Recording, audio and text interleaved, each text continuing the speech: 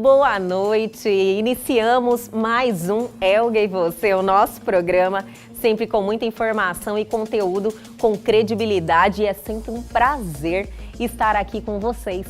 O nosso programa de hoje está cheinho de informação pertinente. Recebemos ela, doutora Natasha Silessarenko, que é pediatra e patologista, e nos trouxe aí dois assuntos muito importantes: doenças raras e o atual momento do Covid-19. O que é que vocês precisam, se conscientizar? A população precisa se conscientizar. Nós estamos vivendo ainda tempos dificílimos. Eu acredito que esse mês de março vai ser um mês extremamente difícil. Muitas UTIs lotadas, muitos casos graves. Os casos agora estão aparecendo mais em jovem e com maior gravidade, Sim, evoluindo mais rápido. Então isso pode ser perfil dessa nova cepa, dessa nova variante. Fica aqui comigo que o Elga e Você está apenas começando.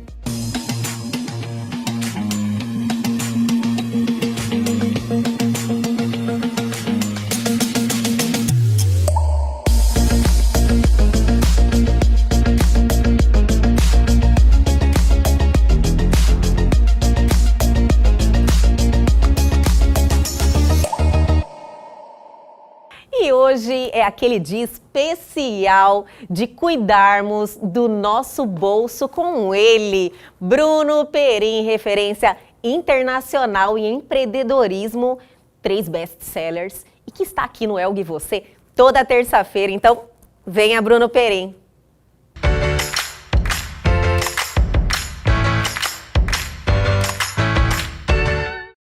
E aí, galera do programa Elga e Você, mais uma vez batendo papo de empreendedorismo.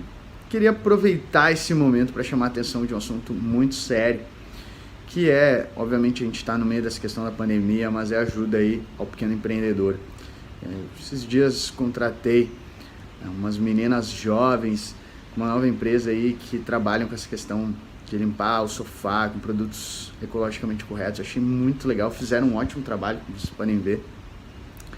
E me veio esse ponto de ajudar uns empreendedores pequenos. Cara, contrate quem está próximo de você. E muito importante, pague o preço integral se você tem condições. Às vezes pessoas vão lá e choram por um desconto, simplesmente para conseguir aí um pouquinho, mas cara, às vezes isso é muito essencial para o empreendedor. Então assim, às vezes ele já tem uma margem pequena de lucro. Então se você tem condição, pague o preço justo, pague o preço que a pessoa estabeleceu. Você está ajudando uma pessoa aí, é um período difícil que a gente precisa se ajudar. E pequenas coisas também, como fazer a recomendação, que nem eu fiz ali logo depois desse produto, e outros que eu acabo tentando, né, ao máximo incentivar aí, o pessoal daqui. E fica aí também então essa dica, queria fazer esse pedido, porque eu acho que se todo mundo aí conseguir se ajudar um pouquinho, a gente consegue cruzar por mais essa etapa difícil e ajudar aí quem move a nossa economia. Valeu, galera!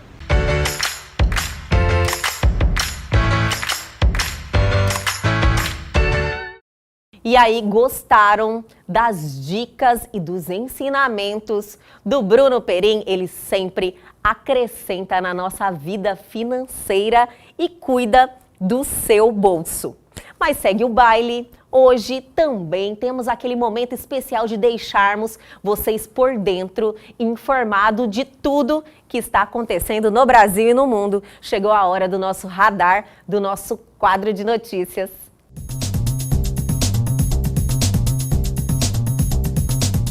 Pela segunda vez, o Banco Central decidiu adiar a implementação do Pix Cobrança.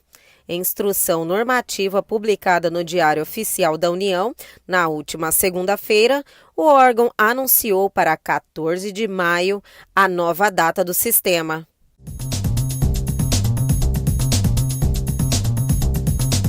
Google é processada por rastrear usuários, mesmo no modo anônimo.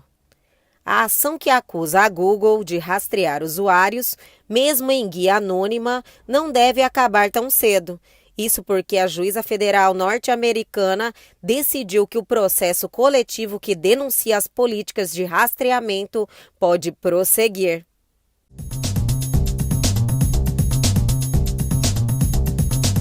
Caixa pede que usuários atualizem seus dados no Caixa Tem.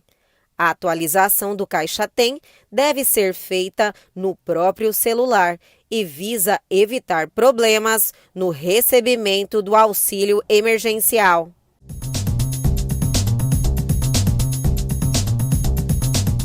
Índia pode criminalizar compra, venda e mineração de criptomoedas.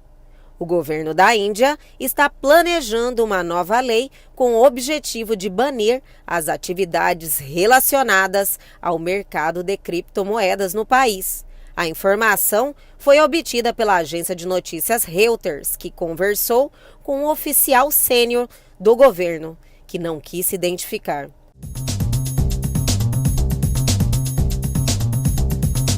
E essas são as nossas notícias de hoje, que deixamos vocês sempre ligadíssimos em tudo que está acontecendo, mas só estamos começando, só estamos esquentando. Tem muito mais no nosso programa de hoje e a gente já volta, não saia daí. E agora, no nosso programa Elga e Você, vamos ter aquele bate-papo cheio de informação e com ela que está retornando ao nosso programa e a gente fica feliz demais, doutora Natasha Silestarenko. Obrigada por estar aqui com a gente de novo. Ai, é um prazer estar aqui. Essa casa aqui é uma delícia, eu já me sinto em casa, viu? Além de ter você linda e sempre cheia de energia, essa turma toda aqui que te circunda, faz a gente ficar muito feliz e se sentir realmente em casa. Obrigada mais uma vez por me convidar, por estar aqui. E eu espero que a gente tenha aí um bate-papo muito gostoso e proveitoso, especialmente para os nossos telespectadores. Como sempre, doutora, como sempre, quando a senhora vem ao nosso programa, eu tenho certeza que acrescenta muito na vida de quem nos assiste. Que bom! Aqui pra e a sua energia é incrível também. Então trocamos boas energias, é isso que o mundo precisa. Com certeza. Doutora, temos uma pauta muito interessante hoje, doenças raras, né? Que é bom fazermos esse alerta, porque a informação é o fator determinante, né? Com certeza. Nas doenças raras, então, acho que qualquer área da medicina, ou qualquer área, né, é sempre importante se ter uma informação precisa, uma informação transparente, clara. Sim. Mas nas doenças raras mais ainda. As doenças raras são doenças de difícil diagnóstico, é difícil o médico pensar, muitas vezes leva-se mais de 30 anos para fazer o diagnóstico. Nossa. E com isso a pessoa perde muita oportunidade aí de ter menos sequela, de ter uma doença mais controlada. Sim, então, perde qualidade de vida, com certeza, né? Então, assim, agora se comemorou, né? Se comemorou não, a gente não pode dizer de comemorar, mas... É uma data de conscientização, né? De conscientização, exatamente. O último dia do mês de fevereiro, sim, que esse ano não foi bissexto, foi dia 28, né? No domingo. Então, se faz alusão aí, se conscientiza-se sobre a importância do diagnóstico das doenças raras, né? Mas o que são as doenças raras, né, Elga? Isso, a gente está aqui falando de doença rara. O que é uma doença rara? Então, por definição, doença rara é aquela doença que acontece em até 65 pacientes para cada 100 mil habitantes. 65. Ou 1,3 pacientes para cada 1.000 habitantes. Tá? Essa é a prevalência, digamos assim, das doenças raras. No Brasil, estima-se que há em torno aí de 13 milhões de pessoas com doenças raras. Nossa. No mundo, soma-se 300 milhões dessas pessoas. Um número expressivo, né? É um número muito grande. Você fala doenças raras, mas que atinge uma boa parte da população. Com certeza. São 13 milhões de brasileiros que têm aí doenças raras. E as doenças raras, elas afetam não só o indivíduo, mas toda a sua família, porque costumam ser doenças de uma evolução muitas vezes delicada, de uma evolução, são doenças evolutivas, são doenças crônicas e que cursam muitas vezes aí com atraso de desenvolvimento neuropsicomotor, com retardo mental e se não for diagnosticada precocemente, isso pode evoluir realmente de uma forma muito desfavorável. Então daí a importância de se conhecer, se fazer o diagnóstico precoce para que a intervenção seja a melhor e mais rápida possível. Então, a prevenção manda muito, né? Você chegar, então a partir do nascimento, você já fazer Exatamente. todos os exames. Exatamente. E aí começa com o famoso teste do pezinho, que é o primeiro teste. É obrigatório, doutora? Na verdade, toda criança nascida no território brasileiro tem o direito ao teste do pezinho de graça em qualquer lugar desse país. Do Oiapoque ao Chuí, do leste ao oeste, em qualquer lugar que ele esteja, desses 5.500 e poucos municípios que existem no Brasil, ele tem o direito a fazer de graça o teste do pezinho. Só no teste do pezinho são detectados hoje no Brasil 6 doenças raras. Tipo assim, se existir aí Uma o traço, dessas 6 ele já detecta e já Isso. define qual. O teste do pezinho, como é um teste de triagem. O que é um teste de triagem? É um teste que tem que ser altamente sensível, não deixar passar ninguém. Sim. Então, por vezes, ele tem resultados falsamente positivos e é melhor que seja assim. Entendi. Então, ele pega indivíduos que parece que têm a doença, mas quando vai fazer a confirmação, não confirma, tá? Então, é um teste que é feito em todos os brasileiros e depois, aqueles que dão alterados vão fazer o chamado teste confirmatório. Muitas vezes não se confirma, porque realmente há necessidade que esse teste seja altamente sensível, que não deixe passar nenhuma criança que porventura tenha a doença e que o teste não detecta. Então, por isso, ele detecta mais, ele é mais falso positivo. Sim. Ele dá casos que não Isso aí, são, mas com ele dá como certeza. positivo. Já chama a atenção, né, Exatamente. para o profissional ou quem está à frente vasculhar, realmente investigar. Exatamente. As doenças raras são de muito difícil diagnóstico. Muito Nossa. difícil. Então, o teste do pezinho, feito na rede pública, faz para 6 doenças. Na rede privada é possível se fazer esse teste também, só que aí existe uma enormidade de doenças que são pesquisadas. Então, aumenta esse rol. Aumenta, E- chega e- a mais de 100 não, doenças. E não é gratuito, mas Mas existe, os tem a convênios- possibilidade. Os convênios cobrem grande parte desses testes e Sim. se detecta aí cerca de mais de 100 doenças que são, se diagnosticadas precocemente, são doenças que têm uma evolução muito melhor. Então, infelizmente, o ideal seria que todo brasileiro nascido, pequenininho ainda, recém-nascido, pudesse dispor de um teste do pezinho que fizesse aí grande parte dessas doenças, fizesse Sim. a investigação de grande parte dessas doenças. Mas, infelizmente, isso ainda não existe. Então, já existem projetos lá em Brasília para que se amplie, que se faça o teste do pezinho de maneira a incluir um maior número de doenças. Porque são doenças raras, né, como a gente pode estar Sim. falando, mas que têm um impacto muito grande, muito importante sobre aquelas crianças e toda a sua família. E Então, essa evolução também tem alguns, eu acredito, se existe um rol que a senhora pode destacar para a gente aqui, falar algumas, pode incluir algumas que pode chegar a um óbito, né? Com certeza. A fenilcetonúria, por exemplo, que é um erro inato do metabolismo dos aminoácidos, foi a primeira doença que se fez o diagnóstico no teste do pezinho, na Olha década só. de 60. E aconteceu o seguinte, um pesquisador chamado Guthrie, nos Estados Unidos, ele foi chamado por Kennedy para descobrir o que ele podia ajudar para o diagnóstico da irmã do Kennedy. Kennedy tinha uma irmã com retardo de desenvolvimento. Nossa!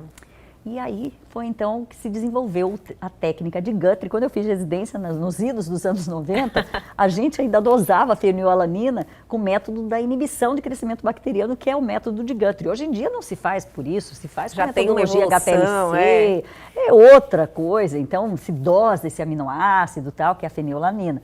Mas, assim como a fenilcetonúria, existem aí várias outras doenças dos erros inatos do metabolismo dos aminoácidos, dos lipídios, enfim, tem aí uma enormidade das mucopolissacaridoses que podem ser diagnosticadas com exames e que, então, a criança, uma vez que tenha o diagnóstico precoce, essa criança vai, então, sofrer intervenções que muitas vezes a intervenção é apenas alimentar, Nossa, é apenas olha só. modificar uma dieta, não usar determinado aminoácido. Sim. Às vezes é um remédio, o hipotireoidismo, por exemplo, que é uma Olha outra doença também diagnosticada pelo teste do pezinho na rede pública.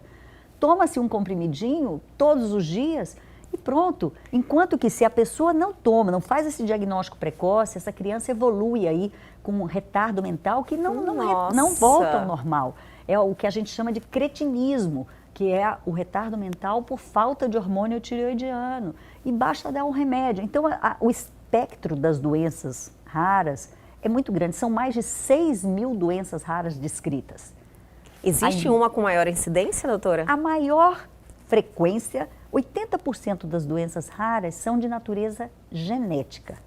Sempre Os outros vem, né? 20% são autoimunes, infecciosas, inflamatórias, de causas ambientais. Olha só. Mas, em geral, assim, a maioria são de causas genéticas. Então, o hipotireoidismo, a fenilcetonúria estão aí no bojo dessas doenças mais frequentes. Mas o lúpus eritematoso sistêmico é uma outra doença rara. Hoje Então, se ouve falar com mais frequência, né?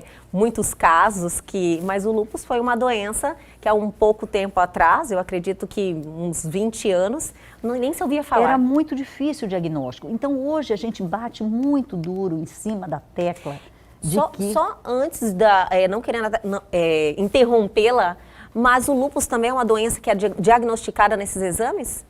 Não, no teste do Não, pezinho teste do pezinho, não. Não. Nem no mais amplo lá que diagnostica. Não. Não? O lúpus, na verdade, ele vai se desenvolver com o tempo. Então, é importante, assim que o paciente comece a manifestar sintomas que podem sugerir lúpus, por exemplo, anemia, palidez, fraqueza, queda de cabelo, emagrecimento, uma febre sem muita causa, isso sugere as doenças autoimunes, dentre elas o lúpus, que é, das doenças autoimunes, a mais frequente. Sim. Então, assim, o grande problema é se pensar na doença rara. Não tem jeito de um médico pensar se ele nunca viu, se ele não estudou. Então, é muito importante que as faculdades tenham disciplinas que ensinem as doenças raras, para que o futuro médico possa pensar na doença. Sim. Aí depois na residência a mesma coisa. Então, assim, existe aí toda uma iniciativa, né, para que as faculdades ensinem a doença rara, ensinem o aluno a pensar. Então, normalmente a gente fala que quando você tem aí um diagnóstico difícil, que você não sabe explicar muito bem, um recém-nascido, por exemplo, que começa a ter convulsão nas primeiras horas de vida, ou um recém-nascido que entra em coma. Então, tem que botar nas suas hipóteses diagnósticas que possa ser aí uma doença rara, um erro inato de metabolismo, e já existem, assim, e o médico tem um papel importante no acompanhamento, no diagnóstico das doenças raras, mas é uma equipe multiprofissional que faz a diferença. Sim. Então, tem que entrar ali o fisioterapeuta, o nutricionista, o fonoaudiólogo, o psicólogo, o terapeuta ocupacional. Então, é toda uma rede de profissionais que devem se comunicar entre si, ter um bom relacionamento para fazer o melhor por aquele paciente. Porque é só assim que a gente vai conseguir realmente ter sucesso. Mas, doutora, isso não é uma realidade ainda. Pelo que a senhora está falando, isso está muito longe ainda de ser algo aceitável. Infelizmente, ainda não é. Eu vou pedir para a senhora dar uma seguradinha para nos responder. A gente já volta. Eu vou chamar o intervalo, mas é rapidinho, não sai daí. Estamos de volta hoje recebendo ela, a doutora Natasha Sleszarenko. Adoramos o nosso bate-papo, doutora Natasha, toda vez. É uma delícia, né? A senhora vem aqui. A gente não vê o tempo passar. Não vê, acaba o bloco e fala, não acredito. Nem eu. Doutora Natasha, finalizamos o bloco anterior, estávamos falando aí dessa realidade que vivemos ainda, desse pouco investimento em relação na fase do estudo mesmo, que o médico está lá em formação, em relação às doenças raras. Por quê? Ainda nesse momento que já tem tanta tecnologia, estamos tão evoluídos e só melhorando e tem essa omissão ainda. Na verdade é porque ela é vista assim de maneira separada no currículo, sabe? Ela é vista na cardiologia, vê uma doença rara, na ortopedia, vê outra doença rara, na reumatologia. Era importante trazer dentro de um contexto único isso, entendeu? Então, Entendi. Já está sendo discutido nas escolas. É importante ter mais geneticista no Brasil, só são 300 geneticistas do Brasil. Não acredito. Tem capitais que não tem geneticista. Aqui no nosso estado de Mato Grosso, que é um estado enorme, Se a gente colocar a Espanha e a Itália, Mato Grosso ainda é maior territorialmente do que a Espanha e a Itália, a gente só tem um geneticista no estado. E eu falei que 80% das doenças raras são de natureza genética. Então, realmente, assim, é preciso formar melhor o nosso médico para que ele tenha esse olhar para a doença rara. É preciso que mais pessoas se interessem pela genética, que façam a genética, para que a gente, então, consiga aí fazer melhor por esses pacientes, entendeu? Existe uma política nacional de doenças raras, mas assim, ainda é uma coisa muito incipiente, a coisa ainda não está avançando como precisa. Sim.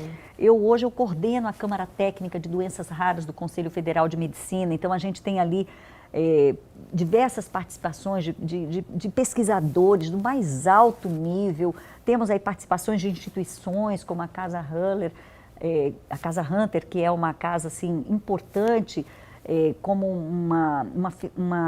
eles ajudam muito os pacientes com doenças raras, entendeu? Então, hoje a gente tem aí uma dificuldade muito grande para o diagnóstico da doença rara, para a terapêutica da doença rara. Então, como eu te falei, muitas vezes é só dieta, mas é uma dieta que custa, um leite que custa muito caro. Sim. Então, tem que entrar na justiça, tem que judicializar para se conseguir. Às vezes é um remédio barato, como o hipotireoidismo, o tratamento do hipotireoidismo congênito, ou o tratamento da hiperplasia adrenal congênita, por exemplo, que é corticoide. Enfim, existe aí uma enormidade, como eu lhe falei, são mais de 6.000 doenças raras. Nossa. E fora as que não se sabe ainda. Então é importante que o médico pense e que não demore tanto para fazer o diagnóstico, encaminhe para os centros especializados. Então, hoje no Brasil, existem cerca de 240 centros distribuídos aí ao longo de todo esse país, Sim. que fazem essa parte de tratamento, de diagnóstico, de acompanhamento desses pacientes. Porque, como eu falei, o médico não é a peça fundamental. É toda essa equipe multiprofissional. Então, é o fisiatra, é o fisioterapeuta. Então, assim, essa criança precisa ser muito estimulada, porque isso faz a diferença na vida daquela criança e daquela família para sempre. Então, é importante que esses cuidados iniciem o mais precocemente possível, que esse diagnóstico venha o mais cedo possível. Quanto antes, melhor, né? Está ali neném ainda. Para tudo, né? Forte. Para tudo. O diagnóstico quanto receptivo, antes é melhor. Né? A gente consegue realmente fazer muito mais quando esse diagnóstico é precoce.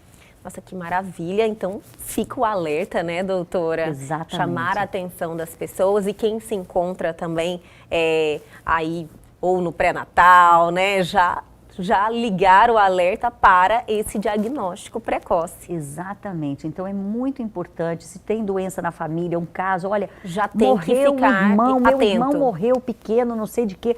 Então, morreram 2 irmãos meus homens, então tem que ficar atento, porque são essas histórias que a gente vai conseguindo descobrir essas doenças e aí muitas vezes fazer aconselhamento genético para aquele casal. Então, tudo isso é muito importante, mas precisa aí de ações integradas do governo federal, de políticas públicas, dessas associações que são, assim, fundamentais e de toda uma equipe multiprofissional.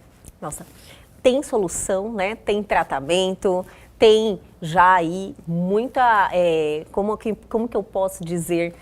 Muita inovação, muita inovação, essa era a palavra que eu estava procurando, inovação, tecnologia. Então, tem que aproveitar e incentivar isso, né, doutora? Exatamente, incentivar, ter políticas públicas robustas para isso, ensinar o aluno a pensar, ter centros de diagnóstico. Então, no Rio Grande do Sul tem, em São Paulo tem. Então, tem alguns estados, assim, no Nordeste, tem centros importantes que fazem esse diagnóstico. Não podemos levar 30 anos, em pleno século XXI, para fazer diagnóstico de uma doença metabólica ou de uma doença rara qualquer que seja. Doutora, a gente agradece em relação à pauta de doenças raras, mas eu quero aproveitar a sua presença aqui, porque na sua primeira visita ao nosso programa, estávamos aí no início da pandemia, conversamos muito sobre a questão do Covid, que era ainda algo que não desconhecíamos, né? Tinha mais dúvidas e incertezas do que qualquer coisa, não tinha tratamento, não tinha, certeza era a palavra que não existia.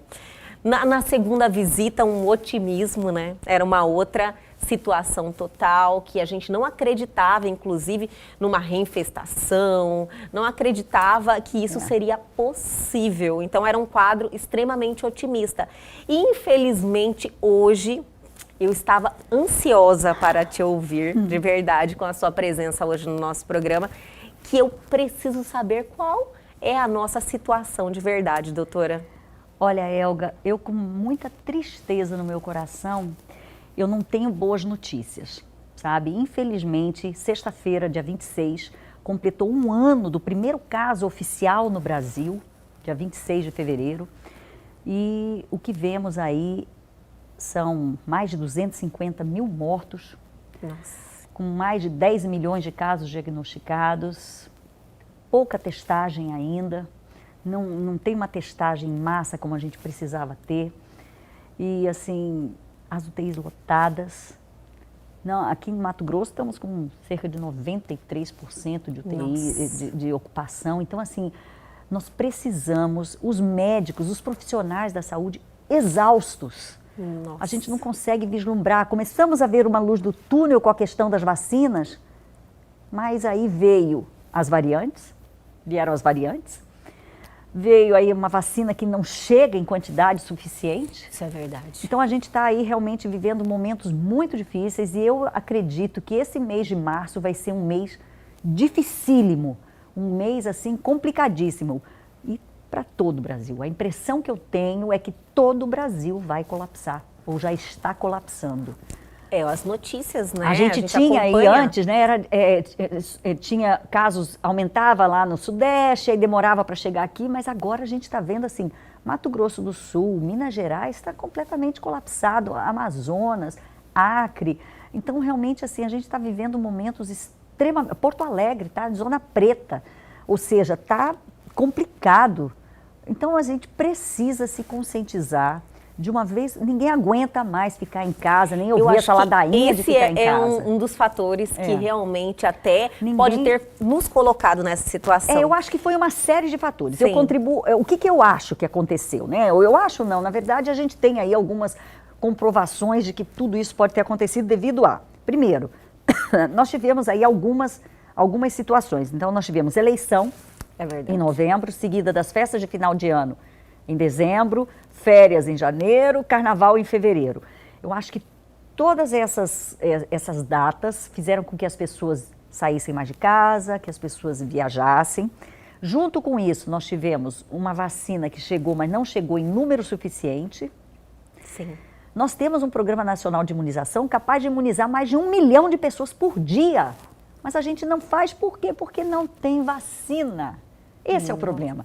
E terceiro, surgir as variantes. Então, hoje a gente tem pelo menos 3 variantes chamadas variantes de preocupação ou de atenção.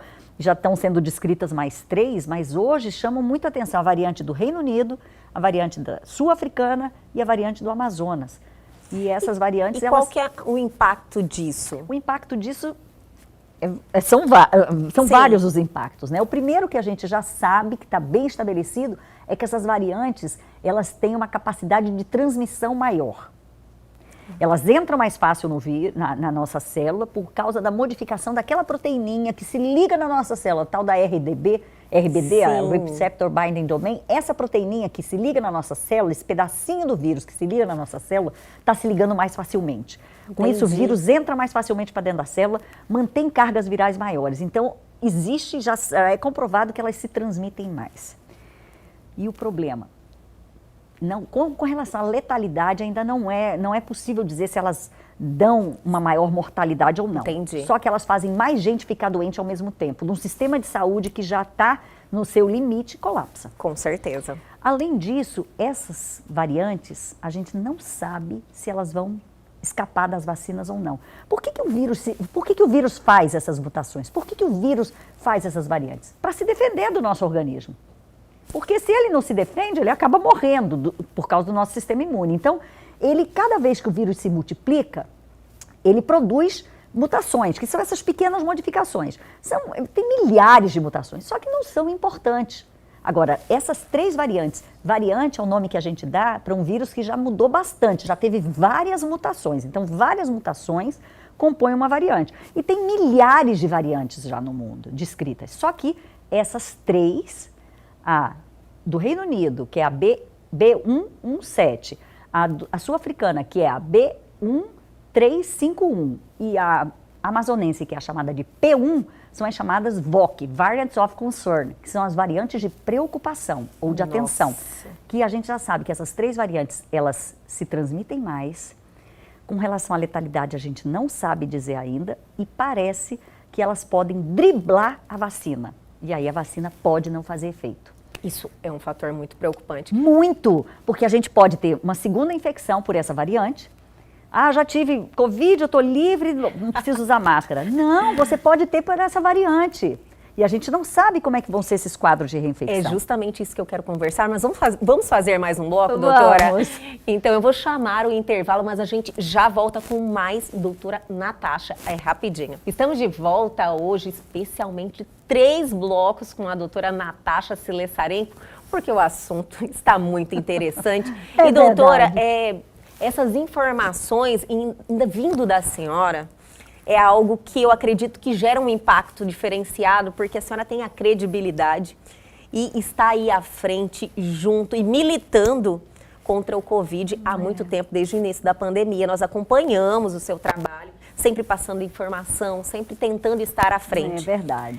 E estamos numa situação crítica agora, onde muitas pessoas, porque muitas pessoas se contaminaram também já, e estão se sentindo confortável, porque tem aquela tranquilidade, já peguei, né? ou tem um prazozinho para pegar novamente, porque eu tenho imunidade, e se eu pegar, não vou pegar tão grave. Isso confirma ou não confirma, a gente é uma suposição, cada indivíduo reage de uma forma diferente, essas variantes são preocupantes. Isso é que é o problema. Essas variantes são vírus que se modificaram. Aquele vírus que começou a pandemia já não existe mais. Nossa. Ele já mudou tanto que ele já é outro. Então, você pode pegar novamente. São as chamadas reinfecções. O quanto é reinfecção a gente não sabe, porque infelizmente o nosso país não tem uma infraestrutura de laboratório robusta, consistente, para fazer o diagnóstico das reinfecções. Por quê? Como é que teria que fazer? O indivíduo, então, teve Covid, ok, PCR positivo, aquele teste do nariz lá do cotonete, aí fez de novo, passou aí, segundo a vigilância sanitária, são 3 meses depois da primeira infecção, comprovada com PCR positivo, ter de novo PCR positivo. Aí tem que sequenciar esse primeiro vírus e esse segundo vírus. Se eles não forem concordantes, você diz que existe, então, uma variante. Que foi uma reinfecção por um outro tipo de vírus, ainda coronavírus, ok? Isso tudo corona, porque você pode pegar a infecção por outros vírus que dão o mesmo quadro, tá? Mas falando do SARS-CoV-2, tá? E a gente sabe que essas variantes vieram aí para criar ainda mais confusão. A gente precisa rezar para quê? Para surgir uma variante do bem. O que é uma variante do bem? Uma variante que se dissemina muito rápido, mas que ela seja de baixíssima ou sem nenhuma letalidade, entendeu? Entendo, uma forma mais amena. Porque daí, exatamente, todo mundo pega logo e aí cria-se esse anticorpo, porque a gente só tem 2 jeitos de controlar essa doença. Com vacina ou muita gente pegando e criando anticorpo. Sim. Só tem essas Era a duas formas. esperança, né? Você chegou a 1 ano de pandemia. Falava, nossa, muita gente já se contaminou. Exato. Então era uma segurança, todo mundo falou, nossa, todo mundo já pegou Todo mundo Covid. já pegou, só que o problema é que assim, parece que esses anticorpos duram muito pouco. E Duram no essa máximo impressão 3 que meses. temos. E além disso, tem essas variantes. Então, quando a gente entra em contato com a variante, aquele anticorpo não reconhece a variante e a gente tem a doença de novo. E sem saber o impacto que aquilo vai causar. Sem saber se vai ser mais grave, se vai ser menos grave, a gente Às não tem vezes estudo você nenhum tem disso. o Covid de uma forma amena, meio que assintomático, que não compromete pulmão da primeira vez, e da segunda vez você pode ter um quadro diferente pela variante. Pela variante. Como a dengue, por exemplo, se você pega a dengue da segunda vez, ela costuma ser mais grave que da primeira. Sim. Dependendo do sorotipo, porque tem 4 sorotipos de dengue, DEM 1, DEM 2, DEM 3, DEM 4. Você pode pegar uma dengue na segunda vez ser mais grave. Tanto que a vacina de dengue você só pode fazer no indivíduo que já teve dengue. Tem que comprovar que já teve dengue para tomar a vacina de dengue. Olha só. Então, cada vírus responde de uma maneira, cada indivíduo responde. Então, assim, pessoal, o que é que vocês precisam, assim, se conscientizar? A população precisa se conscientizar. Nós estamos vivendo ainda tempos dificílimos. Eu acredito que esse mês de março vai ser um mês extremamente difícil. Muitas UTIs lotadas, muitos casos graves. Os casos agora estão aparecendo mais em jovem e com maior gravidade, evoluindo mais rápido. Então, isso pode ser perfil dessa nova cepa, dessa nova variante. Não vamos dar mole, vamos continuar com as 6 medidas de ouro, que seriam o uso de máscara, lavagem frequente das mãos, se não tiver água e sabão, usar o álcool gel, evitar aglomerações, preferir ambientes ventilados, distanciamento social de 1,5 m entre um e outro e evitar qualquer tipo de reuniões em lugares fechados. Sempre optar por lugares ventilados. Abertos. Então essas são as 6 regrinhas de ouro. Uso de máscara, distanciamento social, lavagem das mãos, ambientes ventilados, evitar aglomeração e distanciamento social. Essas são as 6 regras de ouro. E além disso, gente, tomar a vacina. A vacina é a única possibilidade que temos de fazer todo mundo, então, que bom e... a senhora mesmo ter puxado esse assunto da vacina. Que ainda existe pessoas que fazem campanha contra. Pois é, isso me deixa um profundamente triste, porque, infelizmente, a gente está vivendo aí momentos ainda dentro dessa pandemia toda, politização de determinados temas que jamais deveriam ir para o lado político, muita fake news. Então é verdadeiramente absurdo o que a gente vive hoje. A vacina é a única possibilidade de que a gente consiga vencer esse inimigo invisível. Nós, profissionais da saúde, estamos exaustos, estamos aí há 1 ano trabalhando. Pense naquele colega, naquele profissional, naquela pessoa que está dentro de uma UTI há 1 ano, cuidando das pessoas. Então, gente, vamos voltar a fazer o isolamento social, ficar em casa se não precisa, não há necessidade de ir para a rua, não saia, porque realmente teremos dias muito difíceis pela frente e nós, profissionais da saúde, estamos exaustos.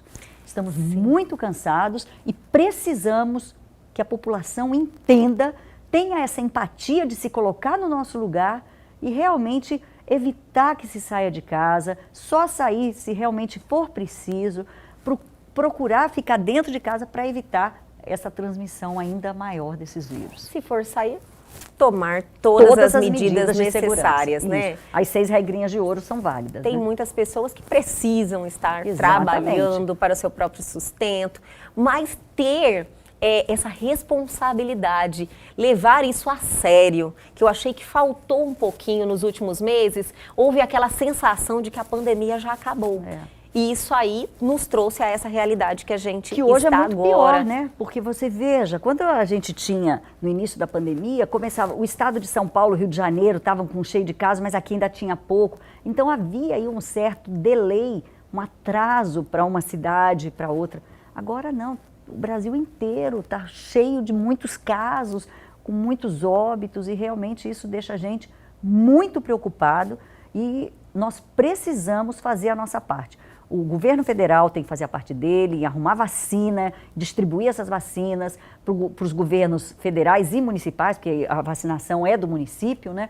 Então precisa fazer com que a vacina chegue nos municípios e a sociedade civil precisa fazer a sua parte, que é manter todas as regras de higiene ali que a gente já conversou e procurar ficar em casa o máximo de tempo possível. Não tem lógica a gente passar num barzinho, tá lá lotado, cheio de pessoas sem máscara.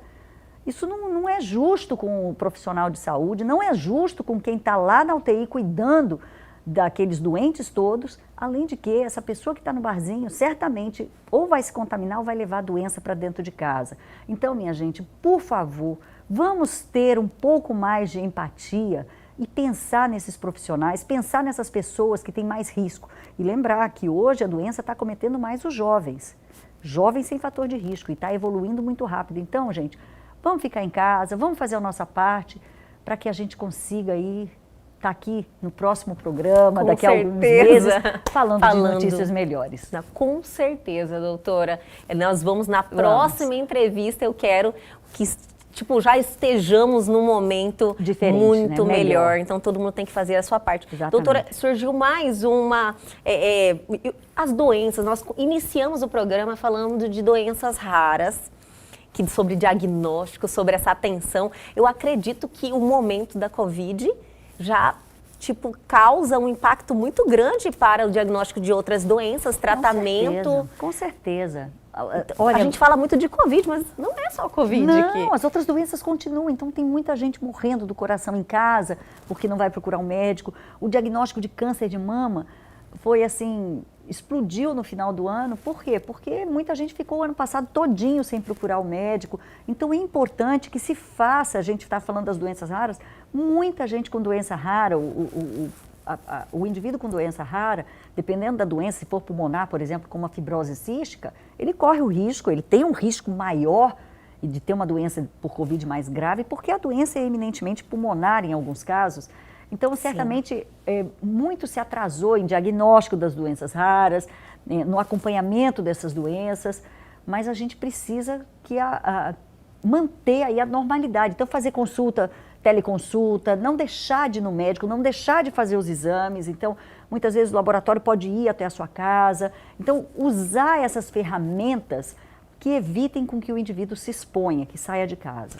Lá na Vida tem um sistema diferenciado, né? A gente ainda faz mantém drive-in. Isso, a gente faz o drive-thru. Aliás, estamos reimplementando o drive, né? Porque o número de pacientes aumentou muito. Então, até sexta-feira, a gente vai reimplementar o núcleo de Covid que o Dr. Germano criou lá. Então, a gente está criando lá um novo layout para esse núcleo de Covid, para o paciente chegar, ser atendido, tudo lá fora da clínica, em um ambiente bacana para o nosso paciente. Sim. Então, ele é atendido, já faz exame, faz tomografia, já sai com a prescrição e pronto. Então, resolve tudo lá. Em 2, 3 horas, ele consegue se consultar, fazer exame, fazer tomografia e sair com a prescrição. Então, e na segurança, né? Com certeza. Porque o que a gente precisa nesse momento é garantir a segurança, não só para o paciente, mas para quem está ali, para os nossos colaboradores e para os outros médicos. Com certeza, as pessoas precisam ter essa segurança em sair de casa até para se tratar, né, doutora? Com certeza. E ter o acolhimento, né? Porque hoje a gente tem muito medo dessa doença. Sim.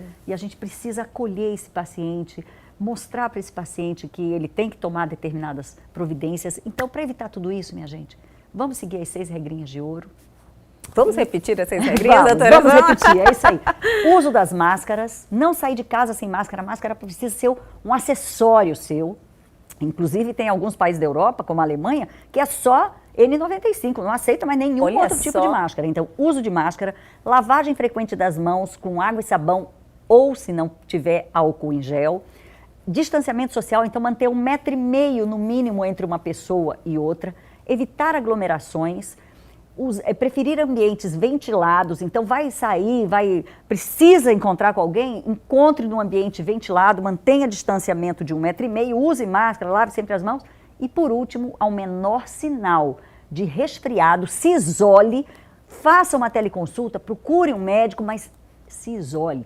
Não vá trabalhar, não vá para a escola, não vá para lugar nenhum se estiver sentindo uma dorzinha de cabeça, uma dorzinha de garganta, porque esse vírus, ele se dissemina muito rápido, especialmente essa variante. E quanto antes detectar o Covid muito e iniciar melhor. o tratamento... Muito melhor. As medidas são instituídas mais precocemente, com isso a pessoa fica melhor. Com certeza. Doutora, foi maravilhoso o nosso bate-papo, como sempre. Um bate-papo enorme, né? Isso, um programa inteiro, mas com informações preciosas que precisavam ser, assim, passadas pela senhora, que eu tenho certeza que quem nos acompanha e já acompanharam as entrevistas anteriores, estavam ansiosos para saber sua opinião, como eu. Que bom. Então eu fiquei muito feliz mesmo. Adoro sempre estar aqui, como eu falei no começo. Eu acho que aqui tem é muito legal, a gente vai conversando, nem vê o tempo passar. Me coloco inteiramente à disposição e eu espero realmente que os nossos ouvintes, o nosso público tenha entendido o nosso recado e realmente se conscientize da importância de se cuidar, de prevenir essa doença. Muito obrigada, doutora. E até a próxima. Até a próxima. E o Elgue Você de hoje fica por aqui, mas amanhã nós estamos de volta, sempre às 21h30. Perdeu algo? Quer entrar em contato com a gente, dar a sua sugestão? Nossos canais de comunicação estão aí na sua tela e tem também o nosso canal no YouTube e essa entrevista já está lá à sua disposição. Então entrem e se inscrevam. Aguardo vocês amanhã aqui na TV Pantanal, canal 22.1.